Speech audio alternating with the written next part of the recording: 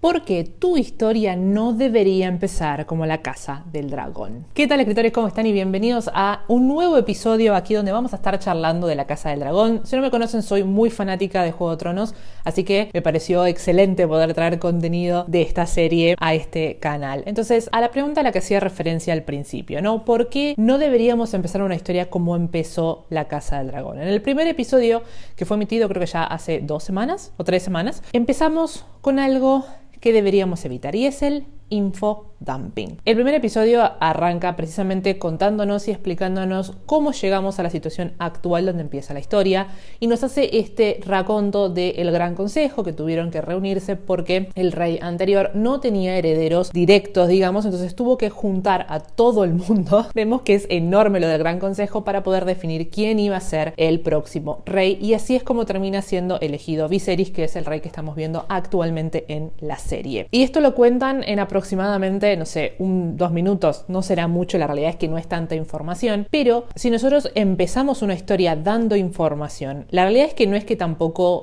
ninguna regla que yo cuento es tajante y nadie nunca más puede llegar a usarla, y es como si lo haces prácticamente a la hoguera. No, todas las reglas en realidad dependen mucho de cómo las ejecutamos. Tal vez tu historia de fantasía puede tener cierta información que tenés que dar, y depende cómo vos la vas metiendo lo que se termina siendo interesante a la lectura. Obviamente todo depende del cómo, pero generalmente si nosotros empezamos una historia hablando de historia, valga la redundancia, lo que nos tenemos que preguntar es por qué el lector se interesaría en ese momento. Si nosotros empezamos contándole que hay un rey que antes estuvo y que después pasó esto y demás, le puede llegar a plantear un poco la idea del mundo al que se está metiendo, pero en realidad no le interesa tanto saberlo en ese momento. Capaz que lo puede aprender en el capítulo 6, 7, y ahí lo aprende con más sentido. Por eso es que digo que en realidad las historias de fantasía no deberían empezar con mucha información. Ahora bien, ¿por qué en la Casa del Dragón sí funciona este recurso? Porque la gran mayoría de los espectadores de la Casa del Dragón son los de Juego de Tronos. Si bien puede haber gente nueva, porque claramente esta historia se puede ver independientemente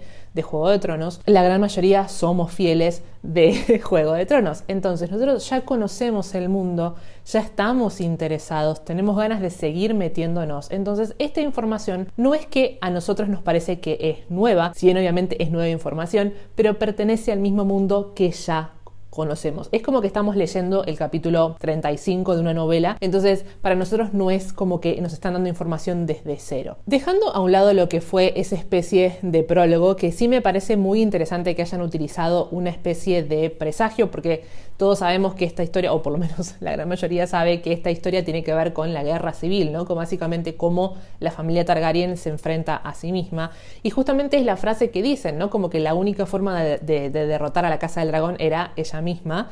Por ende estamos adentrándonos a esta historia, y lo que me pareció que hizo muy bien el primer capítulo fue obviamente presentarnos a todos los personajes y también introducirnos el conflicto. Para mí es empezar una historia teniendo en cuenta esos detalles, sabiendo quiénes son todas las piezas que van a estar jugando y sin dejar de lado cuál va a ser el conflicto.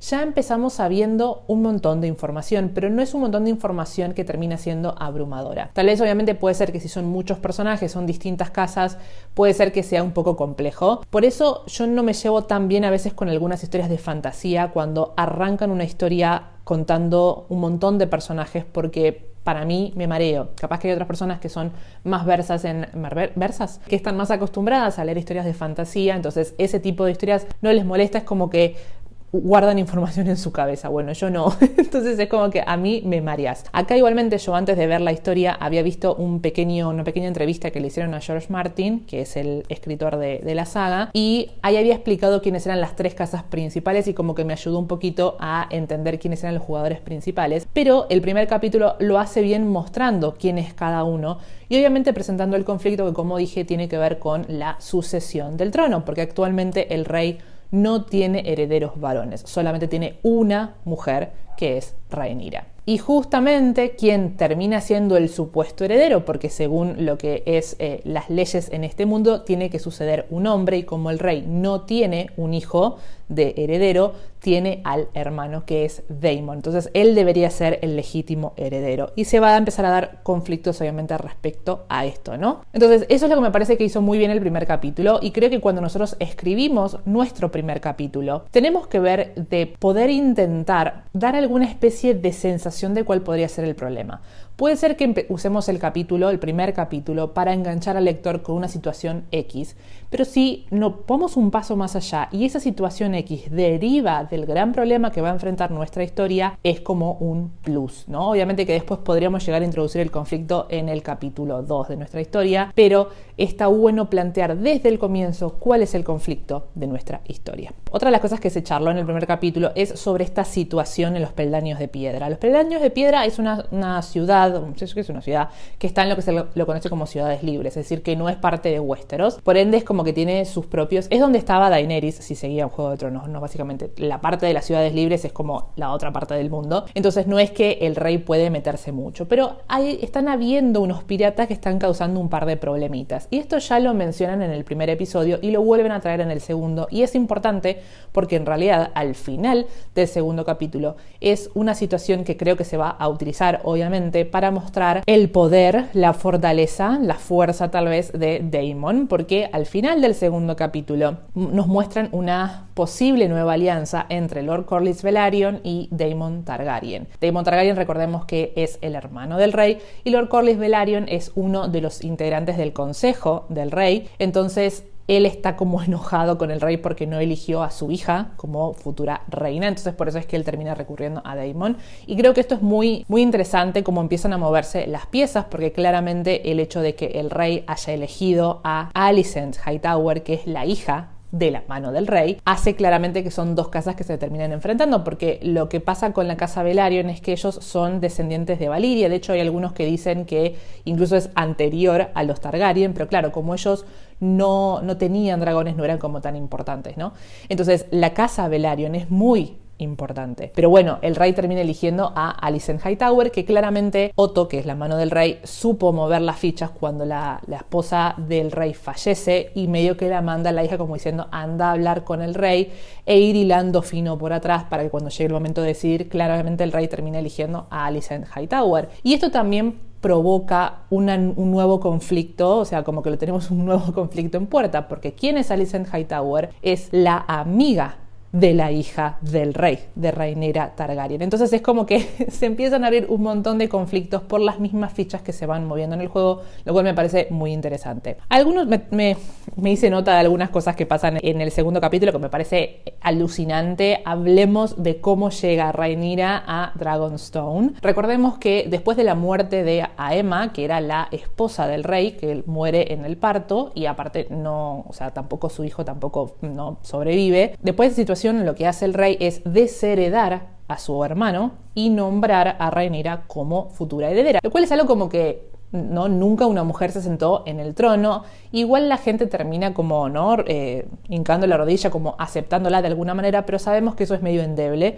Pero bueno, la cuestión es que Daemon se termina yendo y se va y se aloja en Dragonstone, que en realidad ese lugar está como, ¿cómo sería? Está cedido, es título, no sé cómo decirlo, de Rhaenyra, pero como Rhaenyra todavía es chiquita, no es que todavía pueda hacer posesión de esas tierras, ¿no? Entonces Daemon está refugiado ahí, y ya pasaron medio año, dicen en la serie, del momento de la muerte de la reina, ¿no? Entonces dicen que Daemon se encuentra en ese lugar, y no solamente que se encuentra ahí, digamos, medio usurpando lo que no le corresponde, sino que además también se robó un huevo de dragón. Y esto obviamente es una provocación para el rey, ¿no? Porque el huevo que termina eligiendo es el huevo del que iba a ser hijo del rey que nunca nació, digamos, ¿no? En realidad que nació y murió. Porque según la costumbre de los Targaryen es como que siempre ponían en la cuna del bebé el huevo del dragón, ¿no? Entonces esto claramente es una provocación hacia el rey, y Rhaenyra no se queda de brazos cruzados, y por eso es que después termina yendo ella a Dragonstone con su dragón, que me parece...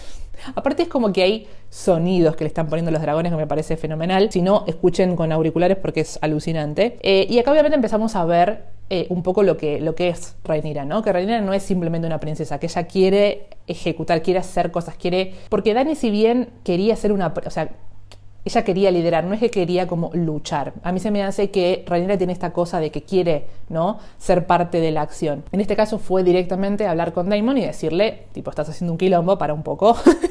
Y bueno, la realidad es que Daemon le termina devolviendo el dragón, el huevo del dragón. Y yo estoy muy entusiasmada porque pase algo entre ellos dos. Claramente están planteando una situación ahí. Yo no sé si les conté, creo que en el otro video les había dicho que yo no leí Fuego y Sangre. Había leído algo cuando hice unos videos en mi otro canal, que ahora ya no existe, donde contaba la historia de los Targaryen, así que algunas cosas puede ser que me acuerde en algún momento, pero no ahora en este momento. Pero para mí hay algo que está planteándose ahí. Y también hay algo que me parece que también plantaron un presagio cuando se supone que... esto dio como mucha sensación, ¿no? Cuando Lord Velaryon lo que hace es que habla con el rey para decirle, che, ¿por qué no unimos nuestras casas? Porque somos dos personas importantes, dos familias importantes, y esto marcaría como que nos estamos fortaleciendo y daría una señal para todos, ¿no? Porque lo que dice Lord Corlys Velaryon es que esta situación en los peldaños de piedra es como que están queriendo socavar la fortaleza de Westeros, como que se quieren acercar para este lado, ¿no? Y lo que le proponen es que el rey se case con su hija, con Laena Velaryon. Laena que tiene 12 años, o sea, es una nena. Y hay un momento en el que ellos están como caminando y están charlando, etc. Y Laena menciona a Vhagar, o Vhagar, que Vhagar era el dragón de Visenya. Recordemos que Visenya Targaryen era una de las esposas de Aegon Targaryen, que fueron los primeros que desembarcaron en Desembarco del Rey. En realidad no en Desembarco del Rey, sino en Westeros. Se supone que todos los dragones, en realidad el último dragón era Valerion, que con él muere, y como que mueren todos los dragones que venían de la antigua Valyria, ¿no? Salvo por Vhagar, porque se supone que Vhagar como que escapó y está solo en algún lado, y dicen que es el dragón más grande del mundo prácticamente, pero que está solo, está como anidando en algún lado y nadie sabe dónde. Y esto es un comentario que lo hace Laena Velaryon y que hace como tipo, che, ¿sabés dónde puede estar? Como para hacer conversación, ¿no? Pero cuando nosotros vemos una historia tenemos que empezar a prestar atención en esos pequeños datitos que nos van dando, porque claramente son semillitas que nos van plantando.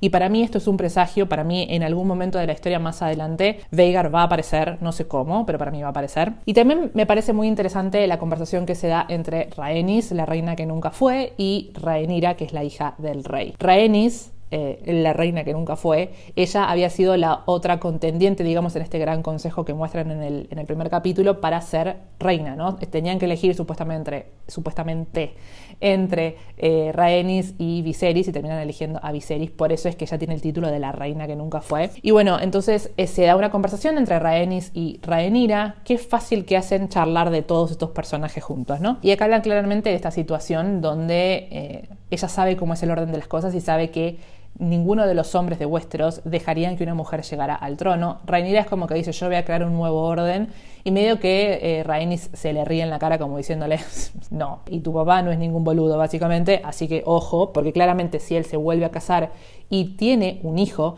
es probable que si él fallece, los mismos señores del reino van a creer que sea ese hijo el rey y no ella, ¿no? Que supuestamente es la heredera. Creo que es una historia muy interesante para ir sacando. Yo en este momento encima estoy trabajando en una historia de fantasía, por ende estos juegos políticos me ayudan mucho a pensar y a crear ideas, porque estas fichas que se van moviendo, yo creo que ese siempre fue el corazón de Juego de Tronos. Más allá de lo que es lo fantástico, para mí era el juego de los personajes y lo que significaba para cada uno. Me parece alucinante. Así que los invito en la parte de los comentarios a dejarme cuál fue la escena por ahí que más les gustó de estos dos episodios, y seguiremos en contacto para los próximos episodios de La Casa del Dragón. Hasta una próxima vez, escritores. Feliz escritura.